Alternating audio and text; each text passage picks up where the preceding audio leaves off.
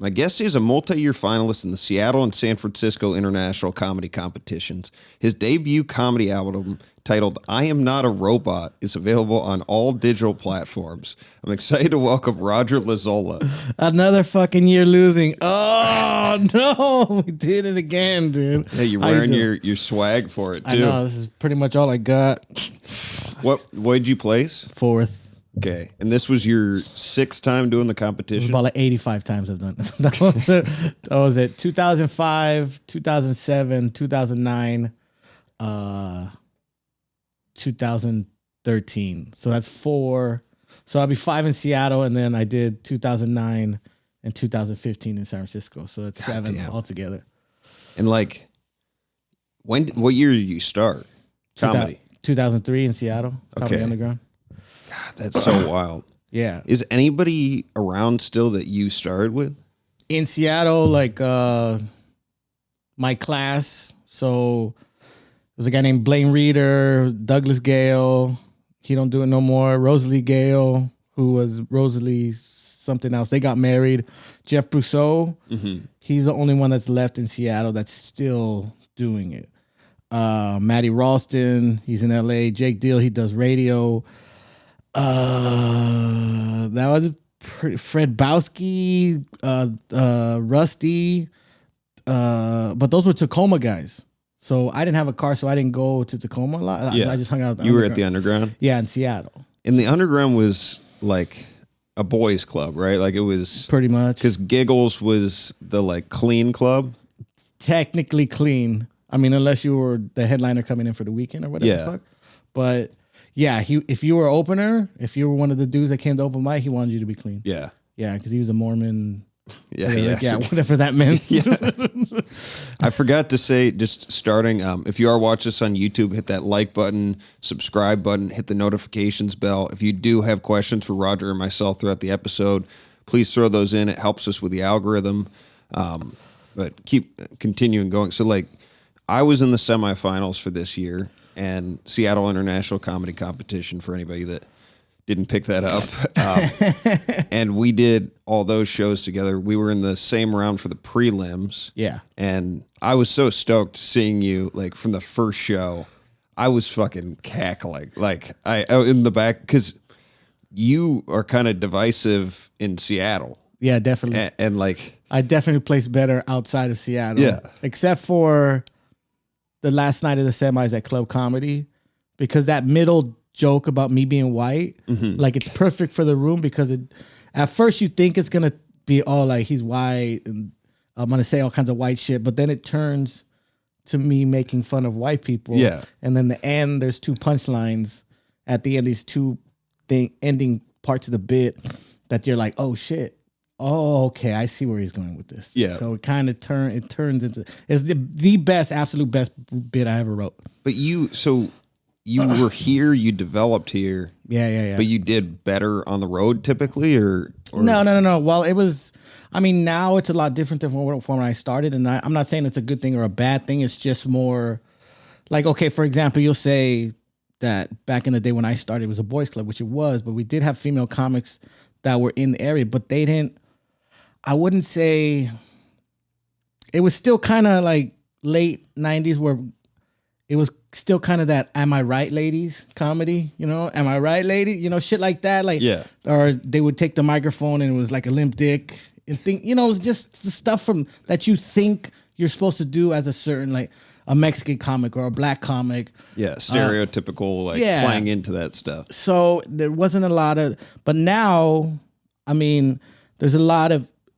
female comics that are very intelligent with their joke writing, and they don't have to rely on, oh, I'm a female, and all that shit that they relied on in the 80s just to get into the board. They could just show up and be like, hey, I'm funny. I'm going to do the jokes I want to do. Either you laugh or you don't, which, I mean, what it should be. Well, audiences didn't even have any framework for it either. Yeah. Like the art form's not that old. So like they hadn't seen women in comedy do anything besides what you're talking about. Well, like I would, you know, back in the day when I would host every week. I would just get off of work and I would beg to host every week. And I would hear guys in the audience when there was a female comic book that's, oh, fuck, what's she going to do? Talk about her tampons? Like, it was a thing. I'm like, fuck, these guys are, I mean, they automatically turned off when there was a female. Which is great because this is Seattle, too. Like, well, this is this is early 2000s. This is fucking Seattle 2022 where everybody has purple hair and shit. Yeah. I'm saying, like. Was it different back then? I mean, you got a lot of cats that came from the outskirts of town into Seattle for the weekend. Okay. So that was a lot of the crowd. It wasn't, I mean, there was only 2 clubs. There was only Giggles and there was only the Comedy Underground in Seattle, which Seattle was, Comedy Underground was an institution since the 80s. Giggles, it was a little bit out farther, but unless like a big name came to town, like working a theater, like the average person in Seattle there wasn't a lot of satellite rooms in Seattle. Yeah. Where people did comedy in Seattle, like at a bar. Like right now, I mean, any night of the week, you can find an open mic at a bar. Somebody's putting on a show, whatever the fuck. That wasn't like that. Wasn't Laugh Hole going, though, at that point? Was that like 2000? 2005. Okay. That's when that started. That started at the Capitol Hill Arts Center, which was the Shack, which was like a little baby room, and it had an offshoot. It was a bars, and then like an alley. So like alley, bar, and then the showroom. And it held like, I would say 55, 60 people. But it was tight. You did it quite a bit, right? I did it in the beginning before they got the rhythm of what they wanted the show to be, which was not me. Yeah. And it's not saying anything bad to them. It's just the fact that they were going more alternative comedy wise, and they would bring the guys from out of town that were on the road that would want, because you would get a Wednesday and you could hook on a Thursday or whatever the fuck if you were going on the road. Pair it on to the weekend. Yeah, and they would have more character driven stuff. I did my character got booked more than I did at the thing. His name was Jose Hackwiz, and I would wear a suit and I would just go tell heck jokes. And there was a guy, Andy Peter. You remember Andy Peters? Yeah, yeah. See, he was my drummer. His name was El Guero. So he would just do a rim shot. And I just yell like, hey, what's up with that Clinton? How long was the set? Dude, I could only shout for like 6 minutes. Yeah, I was going to say that there's a fucking limited amount of that. Finite time where I could just keep yelling before I was like, but it was a character. That's what they wanted. That's what the whole scene was about. And it was a scene for, I'd say, till I left. Like, there was a lot of good guys that came through and that were out. Andy Haynes was out of there. So the guys were Scott Moran, Emmett, who's still in town, Emmett Montgomery, Kevin Hyder, and Daniel Carroll. Those were the 4 guys that ran it. They booked it. Yeah, 2 of them have been on this podcast. Oh, yeah? Yeah, Andy and Emmett. Okay, cool. So I don't think I talked to them that much about Laugh Hole, but both No, of them. did I say Andy was Scott Moran? Scott Moran was the other 4. So Scott, Emmett, Kevin, and Daniel. But Andy Haynes, he went to Western in Bellingham. So he would come down to open mic. He would drive down. That's wild. Yeah, that's fucking crazy. That's so crazy, dude. So all these guys were around and you start getting into the competition. Like, you've done it 6 times, 5 times, whatever it is now. Yeah. Like, how did this year go compared to other years? This year I had a legitimate shot. Like, I was close. I was very close. And like, I should have, in my head, I still think I should have won the first night at the WAC, and I should have won laughs, and I would have won. Because my other scores were so high. Kirkland, I knew it was going to be my drop night, and then I got sick. So I got sick. I remember the first night of shows, you were hungover as fuck. I was drunk as fuck. I had been drinking all day. Hey, baby, I'm 3 days sober. I think you came up to me and you're like, this is gonna be my drop set. Which is, anybody watching or listening that doesn't know, when you do that competition, you drop your lowest score for the week, and it's an average of the rest. So the first night he comes up to me, and I can just see it in your eyes. You're like, yeah, I'm dropping today. Yeah, it's probably gonna be my drop night. I thought it was super funny though. I thought I did well too. I mean, for what I had, because it was Halloween, and then it was November 1st, then it was November 2nd, and I'm like, hey, dude, you got to get to the fucking steam room and fucking sober up. Yeah. So I took a ferry to the boat where I work at, and I asked boss, I was like, yo, can I crash there because I'm going to be in Seattle? He's like, yeah, don't worry about it, just clean up. So then I look in the fridge, it's 12-pack of Coors Lights. I was like, fuck. I was like, okay, can you come get me? So she picked me up and we went to the thing and I was drinking. I had like 7 Coors Lights before fucking, and I was still that day? Yeah, still hungover from the night before. And then I had a beer at the place. And then once it started, I had 2 shots. Jesus Christ. You handle it pretty well. I did. I mean, I put on a good face, but I was hurting. I was hurting bad, dude. That's so wild, dude. Yeah, so wait, are you off the sauce right now? I'm in training, baby. Yeah. Yep. I haven't smoked. I haven't drank since the last show. Since Wednesday. God damn. Yeah. And you got a fight coming up. Well, it's February, but I mean, so you got all of December, which is 4 weeks. 4 weeks in January, so that's 8 weeks, and then I can cut weight the last 2 weeks, which whatever. So I'm joining the boxing gym this month, and then I'm gonna call Greg Beechler and see if he'll actively train me going into the thing. Yeah, he's another guy who's been on the podcast. Yeah. So, and then he's been training his son for fucking ever. So this fight, though, I mean, this is a crazy competitive year for you. You have the mullet competition, which we haven't even addressed. Anybody that's watching this on Seattle International Comedy Club, I lost. And next year, I'm not going to fucking start off a loser. Yeah. Well, this fight, it's street beefs? Yeah, it's just street. They talked me into it. Can you explain what that is? Because I didn't even know what this was until you told me about it. So basically, Timmy Booth, who was in the competition, he was just like, "Oh, you're gonna do street beef?" He's like, he's so excited. He watches it. Yeah. He's like, you look at Timmy, you're like, this guy don't like sports. He likes fucking unicorns and shit. Yeah. And he just started talking to me about sports. The same thing with who's it? Adam Lucky. Yeah. He loves fucking MMA. Mm-hmm. I look at him, I'm like, Jesus Christ. He just started talking fighting one time. I was like, you watch? And then we just started talking. He knew more than me. It's wild. So Timmy knows sports too. Yeah, he does. He really does. He grew up in North Carolina. He goes. I hope the Panthers keep losing, or no, the Hornets keep losing, so we could draft that 7-foot fuck from wherever the fuck he is from. I was like, Jesus, Timmy, the French dude or whatever. So street beef is basically it's these people that put on is it either kickboxing, MMA, or boxing. I'm just doing boxing. I can't do all the rest of that shit. So they put it on in Gig Harbor. If you have if I had a beef with you, I could be like, Adam, we handle it right here, street beef. Yeah, and it's because it's like a what's the combat law in Washington? Oh, it's a mutual combat law. Mutual combat's in Washington. So I say, fuck you, Adam, and then you're like, fuck you. I was like, well, take it outside, then we could just fucking. And they record it, right? Yeah, you have to record it. It's on YouTube and shit. Yeah, so they have like a octagon. They got a referee. They got fucking people cheering in the backyard. Yeah, it's like some dude's fucking ranch or whatever the fuck. That's so crazy. And it's in Gig Harbor. Gig Harbor. Okay, so you're fighting Shad Foster. Shad Foster, who's another comic. He's in Arizona now, but Tacoma. You better be in the gym. That's what he better be. Yeah. But he's what, 20 years younger than you? He's younger than me. Yeah, he's a young dude. He's bigger. He's bigger, taller than me, bigger than me. Yeah. But I don't know if he knows how to fight. He's skinny. So what's your plan? You got 2.5 months of training. It's cardio. Just cardio? It's cardio. It's get in shape, hit the body. But your feet are screwed up. No, it's foot maintenance when you get older. It's like I got plantar in one. Yeah. So you have to rub the frozen water bottle on it every day. Yeah. That's the only way. Everybody's like, oh, no, do that. No, fuck that. So you're not going to drink for 2.5 months? Yeah.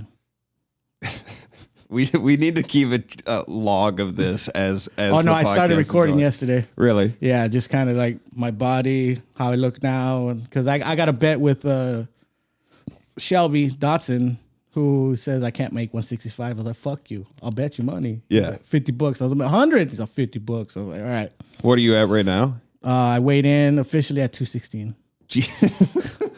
Wait, what number do you want to get? 165? Yeah. Dude, that's a lot of weight. I know, but the first 20 is easy because I'm fat. Yeah. But we talked about that. Yeah. The last night I was in the competition. Once I get under 200, that's when it starts. So what are you doing for the cravings though? Like you're quitting smoking, alcohol, and shitty food. Like what? How do you? They don't have any. You don't have any cravings? No. That's so crazy. I wanted a cigarette last night because it's just normal routine. Like I'll come home from the gym and I'll be like, all right, let's have a smoke. Like my first of the day. Yeah. Which is like 2:00 in the afternoon. I'm like, yeah, that feels so good. I did that, but I was like, What's the diet though? oh, it's all protein. I got to cut out soda. I got to cut out bread, no beer, all protein, veggies, all the shit that's fucking boring and good for you that keeps you alive. You got to do that bullshit. Yeah. So what does your girl think? Oh, she with it. She don't give a fuck. Yeah. She's like, yeah, do it. She's like, is she bummed out though that you're not drinking at all? No. I do it periodically. I'll just, because I can't drink in Alaska. So I'll go 3 months without it. It's just when I come back, I'm a fucking animal because I haven't fucking drank and I have a pocket full of money. Yeah. So yeah, she don't give a fuck. For those boats in Alaska, what you're cooking or what are you doing? Yeah, I'm the chef on one of the owner's yacht.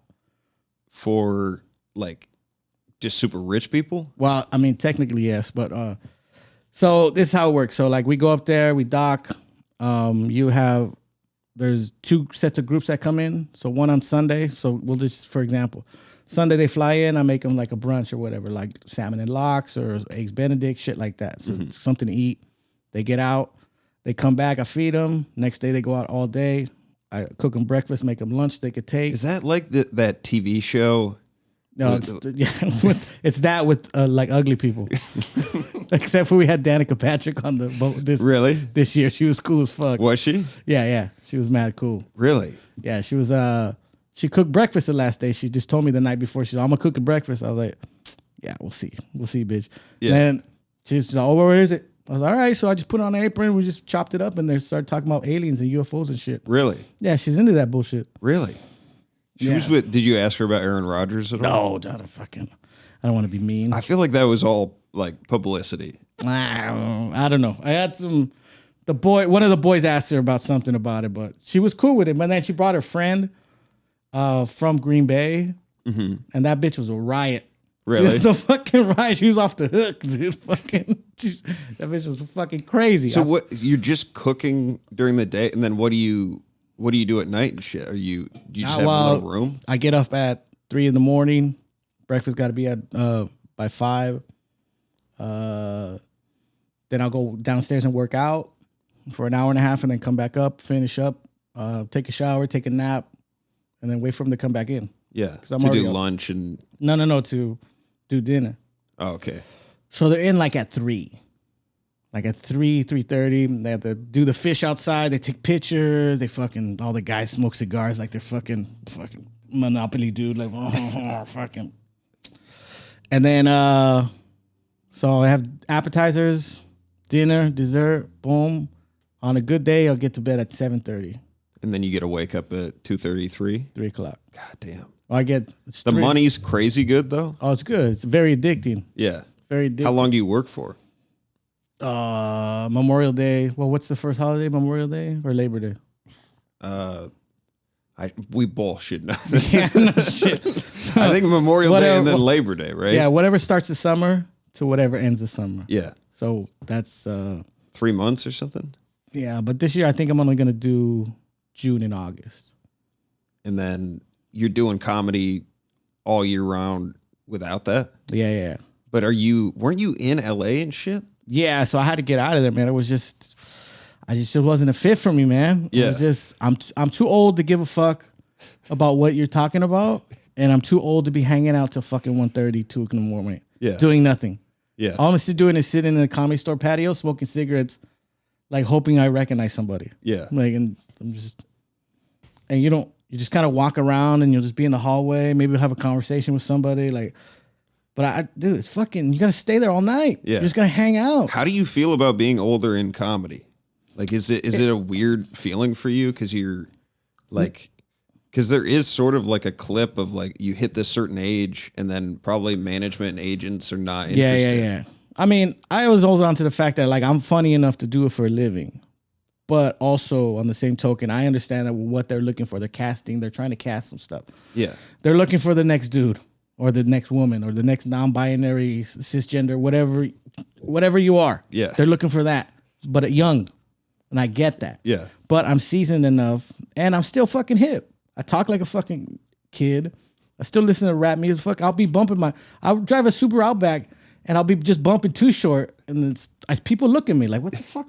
who's that guy? There's a guy in a super hot package. And you're doing competition still? Oh, that was there was a couple people like, why you want to do? I was like, because I want to win, bitch. The fuck are you crazy? I want to win. I asked you that the first night where it's like, why are you doing that? You've done this 5 or 6 times before, and you're like, the money. More than the money, it was winning. Yeah. It was winning because I knew, and it was a little bit more emotional this year because I was so fucking close, and I know I can't do it again. Yeah. It's like when you have an ex-girlfriend. Why can't you do it again? Because I'm done. Yeah. Emotionally. It was just too taxing, and I emotionally and mentally, like physically, I was fine. I was fucking drinking all night. I didn't give a fuck. I'm just fucking still. I don't give a shit. But just not. It was getting frustrating towards the middle of the week, not getting the scores I thought because I would go up and kill. Mm-hmm. And I'm not saying that, you know me. I'm a fucking humble guy. Like, hey, you're like, oh, you killed. I was like, I did all right. Fucking, it's okay. Fucking, let's go smoke cigarettes. You want to go smoke cigarettes? Yeah. But I was killing. There was one show we were at, and the green room was so far away. I mean, there was this huge hallway or whatever, like so far away from the stage in this theater. And we were sitting in there, and it was just like this noise we heard. And like everybody in there was like, fuck, because we're all competing with one another. And somebody's like, who's on stage right now? And they're like, Rodger. And it's like that just like that night, everybody was like, yep, no. And regardless of how the scoring went, like there were just certain nights where like people just did so well. And I heard like up in Mount Vernon, I wasn't there, but like Timmy hit the stage. Oh, Timmy rocked. He had the best opening line because his last name's Booth, and we were at the Lincoln Theater. Yeah. So something Lincoln Theater. Yeah, he's not allowed in theaters anymore.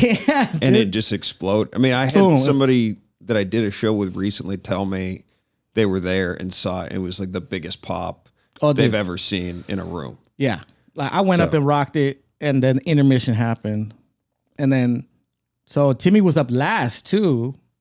And then the dynamic of the whole finals was everybody was a different cup of tea to everybody's, whatever the fuck that those judges that particular night liked, like it was on there. Oh yeah. It was on there. Like, and then Timmy was just fucking Timmy. He was just Timmy. He didn't fucking try to do anything different. He just was Timmy. And there's the only way to explain. You have to see this guy to get what I'm saying. Yeah. Like he's just Timmy. He looks like fucking, who's that old fucking comic? Fuck. He had the scraggly hair, kind of fucking from the 70s and 80s. Never mind. Tiny Tim. Tiny Tim. He looks like Tiny Tim. Another Tim. He looks like Tiny Tim. And he went up last, and I'm kind of just laying on the couch because I'm done, and fucking then I'm just like, what the fuck is going on over there? And then we all just kind of went to the back of the thing, and I'm like, oh, fucking Timmy's rocking the house. Yeah. Like, and then he rolled. Yeah. Boom, boom, boom. And it was really cool to see. Like just everybody had like a moment like that was killer, and the hangs were awesome. Like, yeah, I don't know. Chase, I knew him from New York, Chase DeRusso. He's been on here, and just seeing him get to work spaces like that, it was just super fun. Well, and that's okay. Another dynamic of that too was he's so big, and when I say big, it's big in the room. If it's a big space to fill, he can fill it. Yeah. If it's a dead room, he can go up and go, hey, we're gonna do all the he's a character like that. Yeah. But he told me this. He told me this too. He's like, well, last time we did a club, I didn't place. So it's a dynamic. It's like, is his energy too big for this room, or not big enough? Does that make any sense? Dude, there was so many different types of comedy. Dude. Yeah.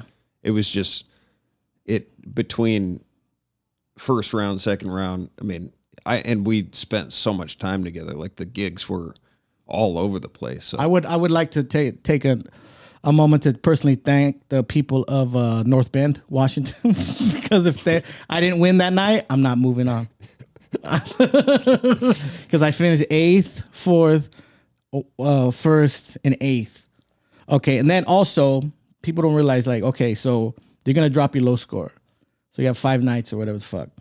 And people was like, oh, I placed fourth, whatever the fuck, and I didn't make it to the next round. I was like, yeah, but what are your scores? Yeah. Like, you don't realize that. It's the average. Yeah. So let's just say, for example, somebody placed fourth. They had like a 9 point, whatever the fuck. The scores were low that night.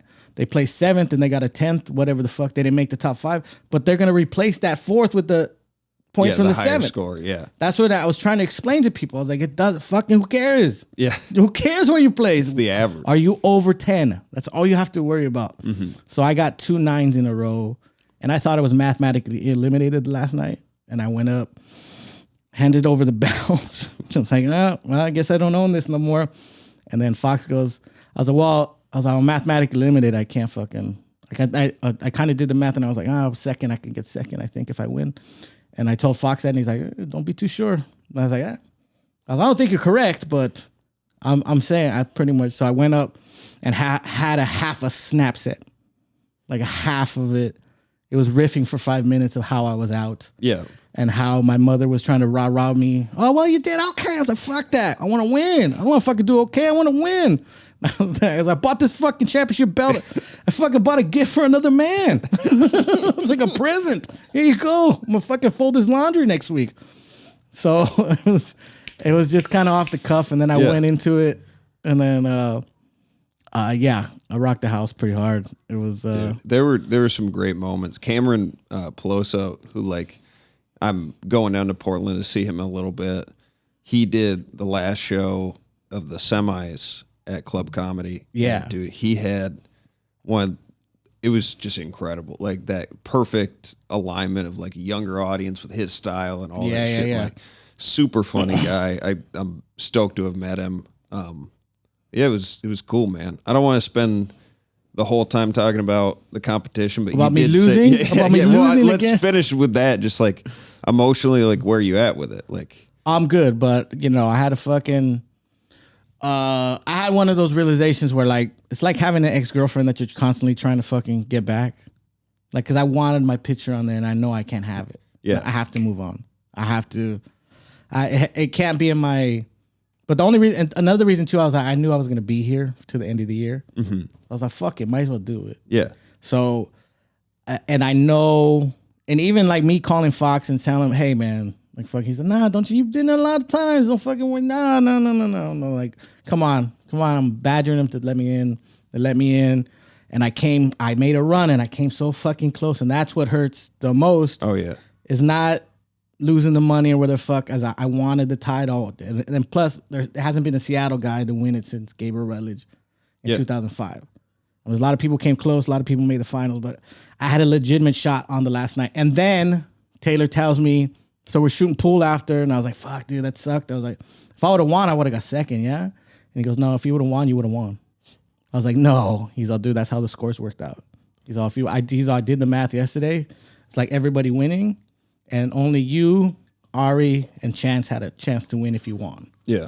So, and he goes, I didn't do it how it played out. I just did the math for everybody. If they won, where would they place? Yeah. So if you would have won, what would you, like, where would you be right now?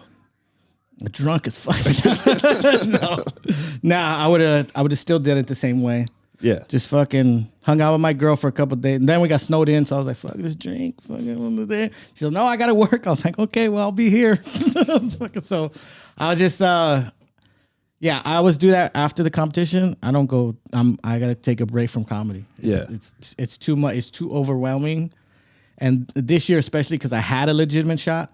And I was close. I was that close, dude. And I was fourth, and I was like, I'd rather have been just fucking fifth.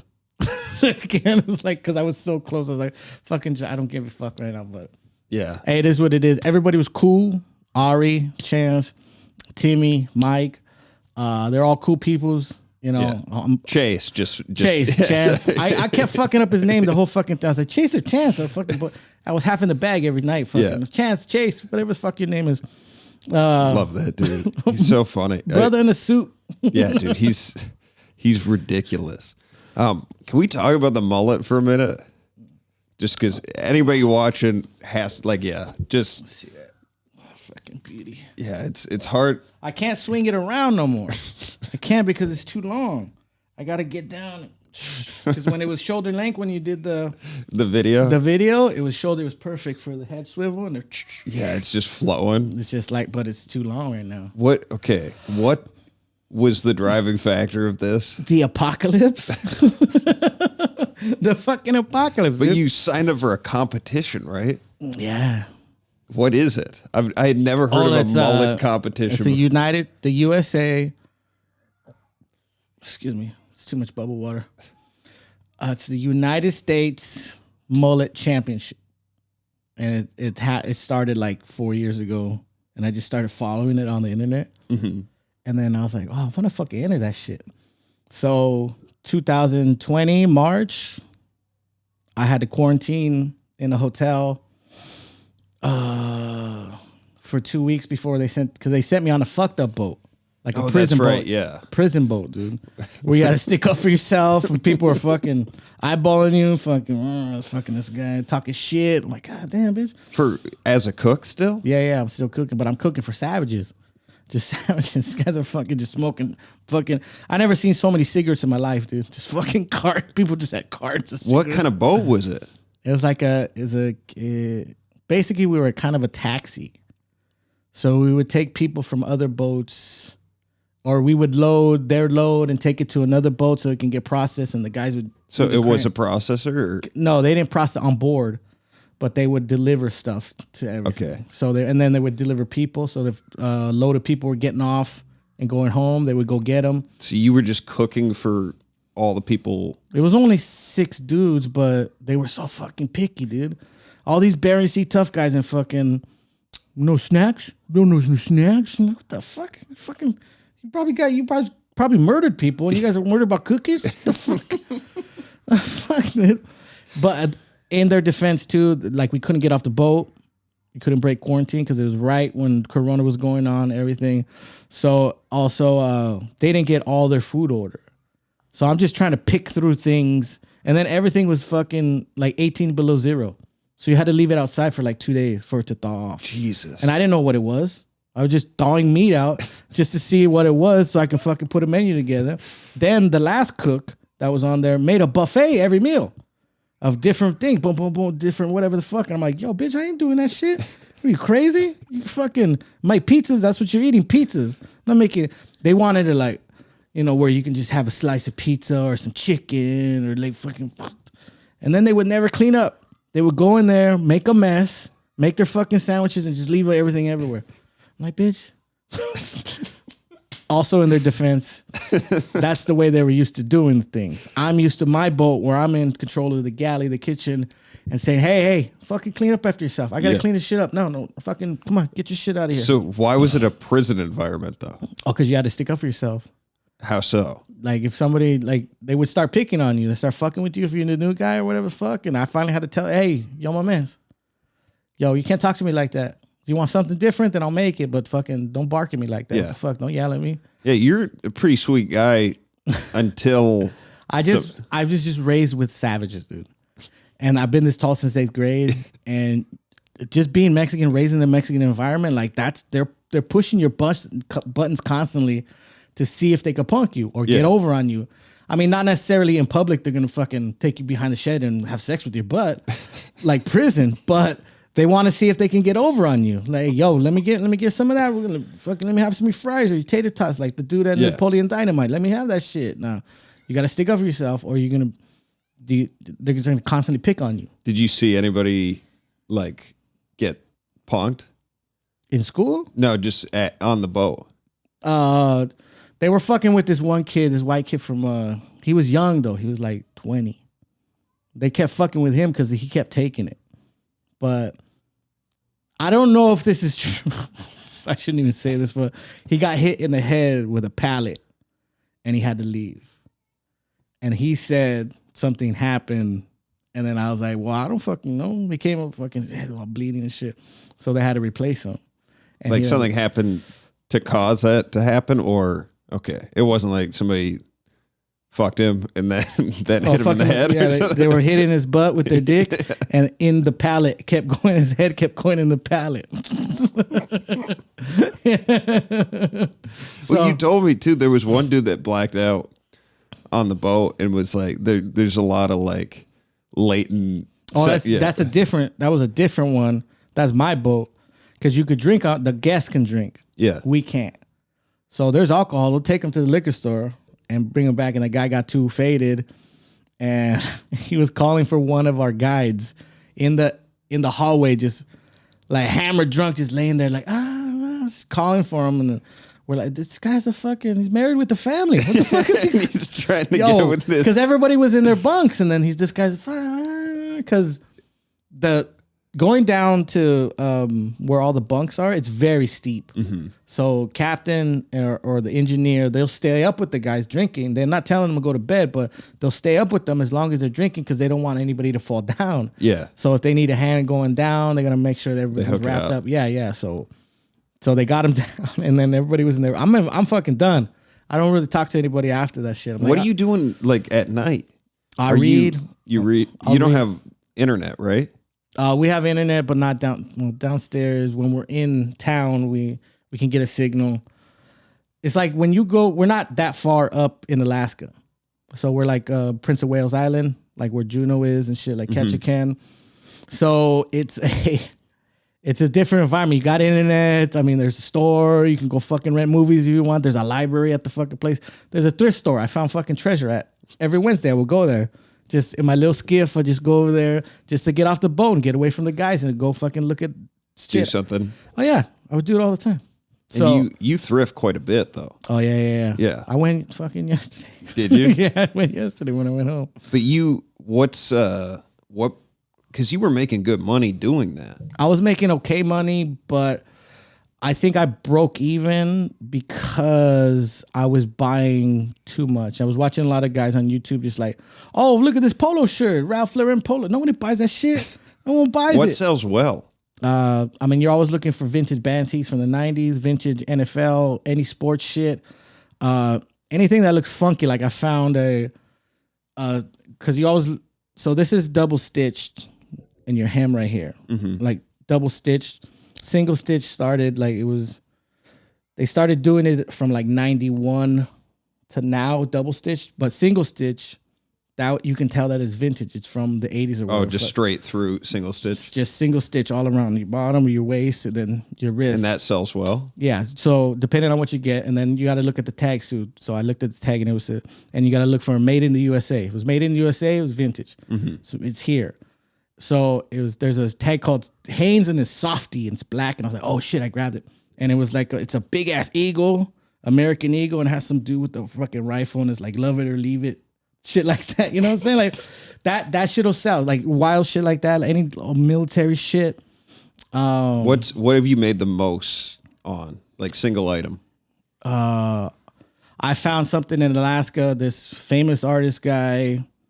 It was like a lady with her tits out, but she was like a dragon. She was like on a dragon. She was like fucking, and it was a print shirt and it said 1986. And I grabbed it. And I looked it up and it was going is like 105 to about 210 for that shirt. Mm-hmm. And I sold it for 110.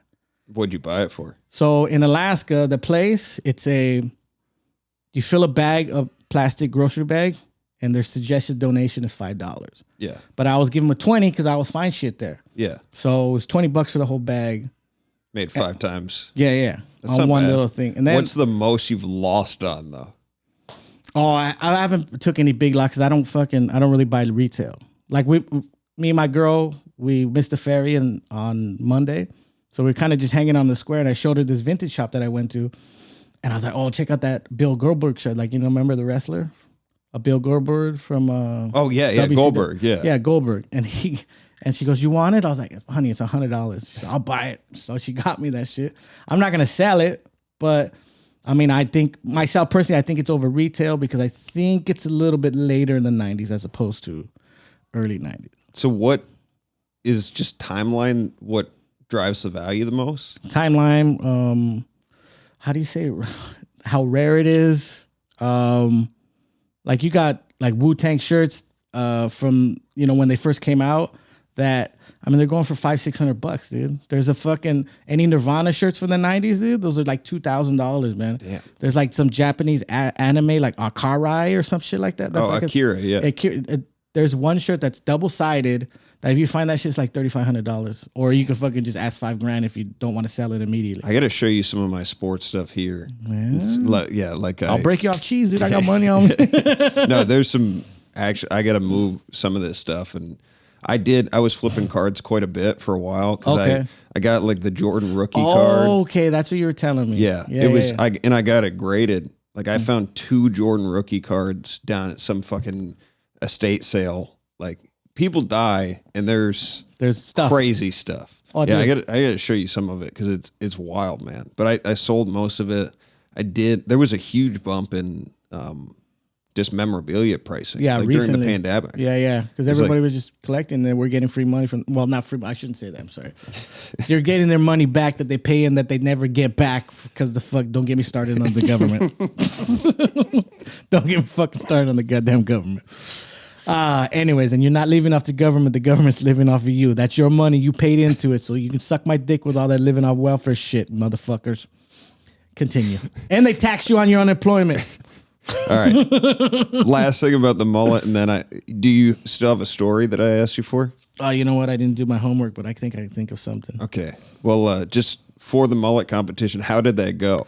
So it was basically you uploaded the picture. They picked the 500, or if there was even 500. I don't know. Which picture did you use? The one of you on the boat with the American flag? Yeah. I should have used a different one, but that was a good one. Because I was fucking had the vest on, it didn't fit. My belly's hanging out a little bit. My tats fucking had the mullet, and then because I had the there was a group of guys that were doing like filming a commercial for the company, and they were writing down with this, and I was kind of bitching about it because they always fucking. I was like, can't we just fucking go down? Why do we always have to have fucking people on there that I got to work harder for? Fuck, I got to cook for these fucking nerds too. So then I thought about it. I was like, oh, they're filming? I was like, fuck yeah. I was like, all right, guys, I'm going to be cooking the whole fucking time. I was like, you guys got to do my headshots for my mullet championship. They're like, done. We'll do it.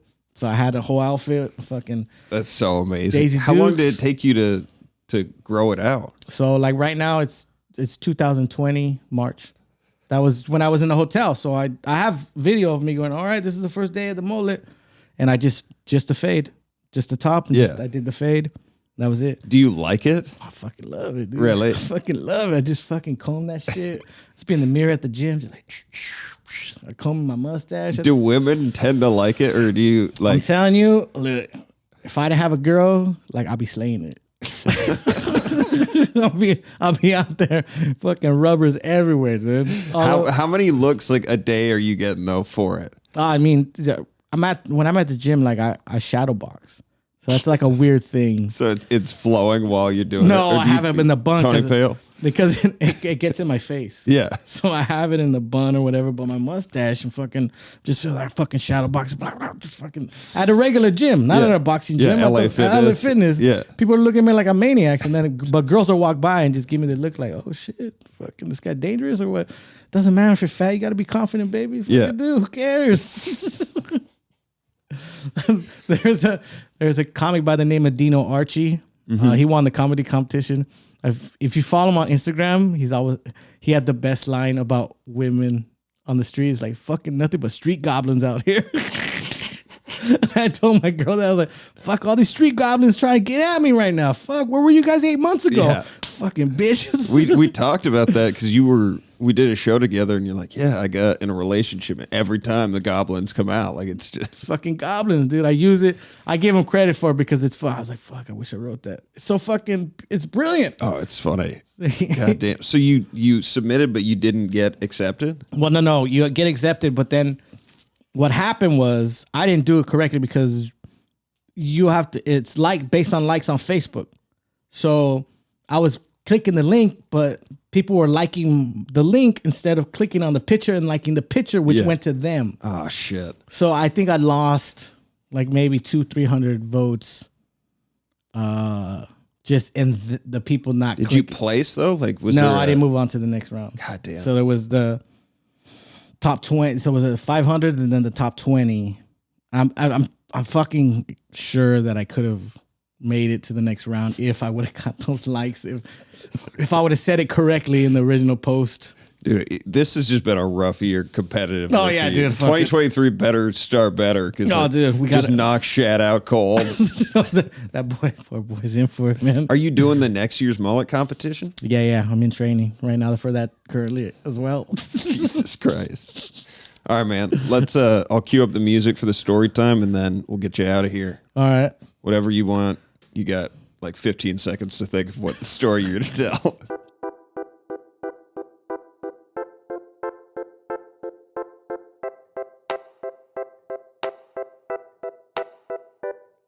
It's story time. It's story time with Badam. Yeah, it's story time. It's story time with Badam and friends.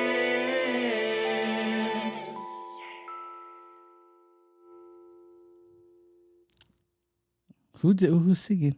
It's a combination of a couple of different people, but okay. Can you do that on the internet? Because I make beats and then fucking. I can get my guy to hook you up. Okay. Yeah. All right.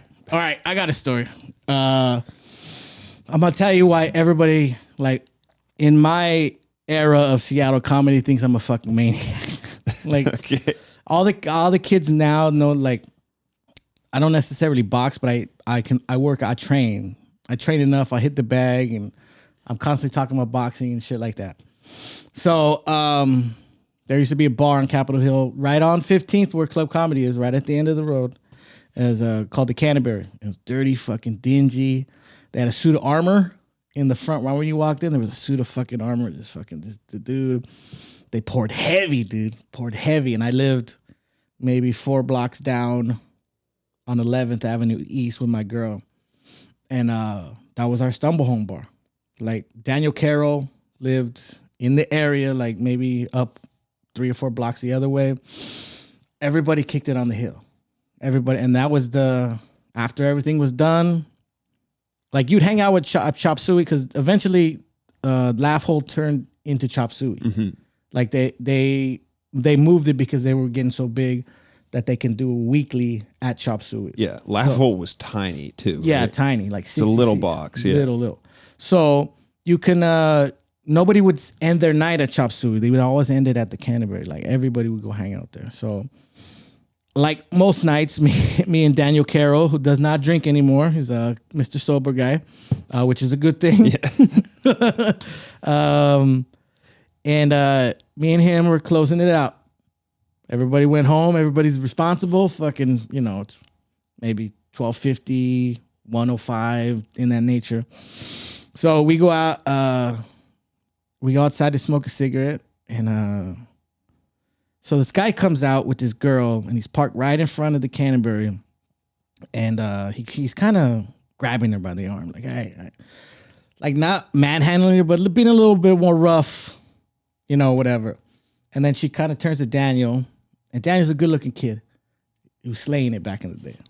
He was drunk and slaying it. I'll just say that. And she turns to Daniel and goes, "Oh, do you have an extra cigarette?" He goes, "No, I just quit." He took a puff. And then the guy says, "Oh yeah, how's that working out for you?"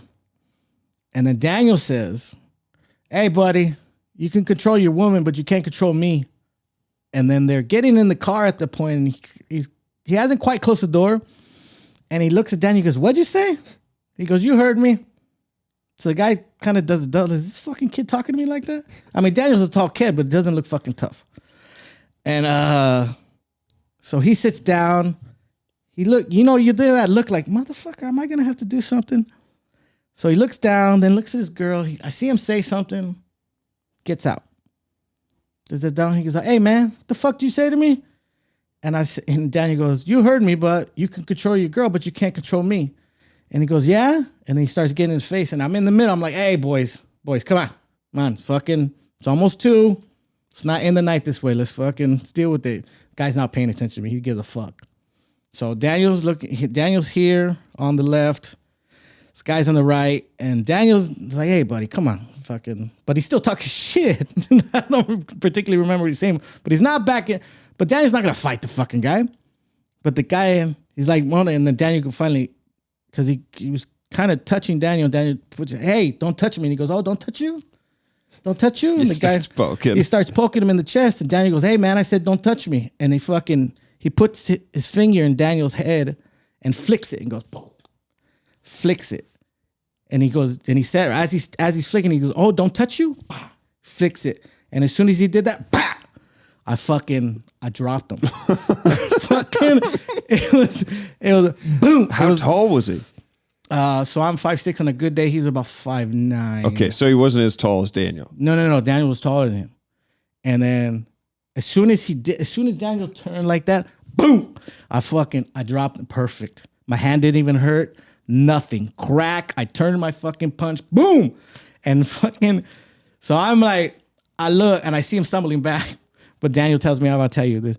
And then, so the guy's on the he's backed up. And you know, when you get a good one and you're like, fuck, do I want some more? What the fuck? But you're still a dude and you're like, fuck, all right, well, I got to get up and fucking save face. But he got up, but he didn't say anything. So he's kind of like that. And then finally his girl's like kind of scratching. I was like, hey, fuck you, bitch. I'll fucking drop you too. So I cocked back. I was like, hey, get away from me.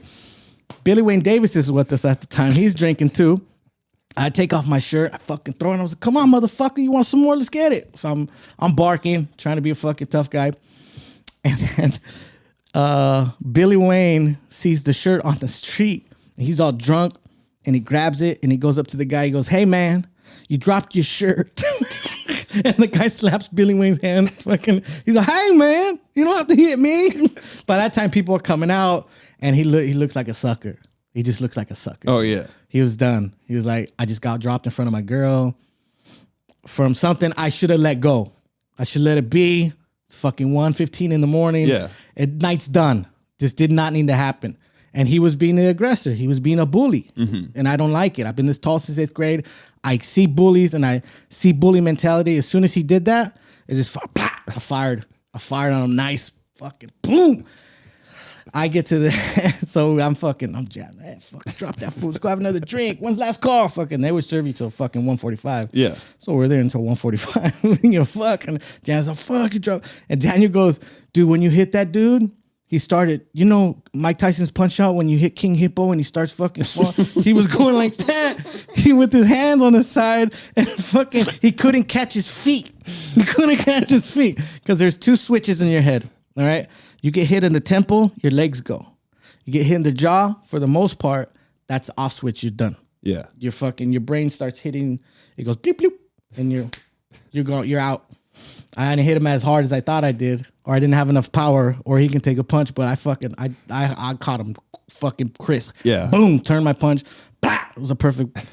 And Daniel, when we sat there and started laughing for like 10 minutes, dude, because Daniel would get up and go like, he was just like, and then like 2 weeks later, we see the guy sitting at the bar by himself, just drunk. And I see him, Daniel's drunk, I'm not.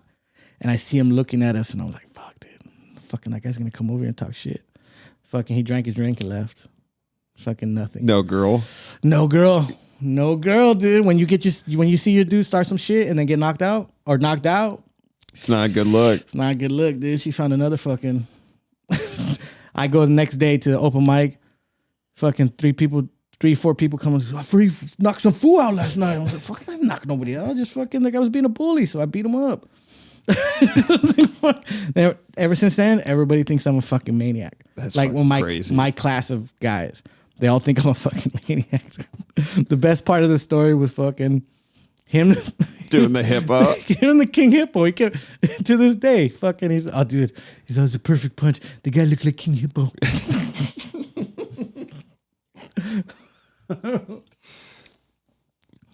If you do that to Shad, where he does the fucking hippo shake, that you need to send me the video from Street Beefs. Oh, dude, it's gonna be up there on the website anyways. But yeah, but anybody listening to this, they got to see it. Like I'm stoked. If you got any training videos or anything, like shoot it my way for people to see. Well, we're gonna start filming more often so everybody can see the process.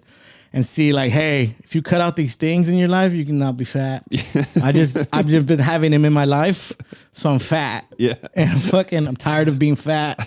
My fucking clothes don't fit no more. And I'm having to start buying extra large t-shirts and I don't want to do it. Yeah. It's fucking bothering me. Where can people find your stuff? Like where, if they want to follow that journey? It's Rodger Comedy on Instagram. RODGER Comedy at Instagram, Twitter. Rodget Lizaola on Facebook. RODGER LIZ as in zebra AOLA. And that's also my website's name, rodgetlizaola.com. Cool. Which I'm going to change pretty soon to just Rodger Comedy because Mike Eshak was like, bro, your shit's too long, bro. I was like, you know what? You might be right, actually. You can be less of a dick, but you're probably right. Oh, for sure.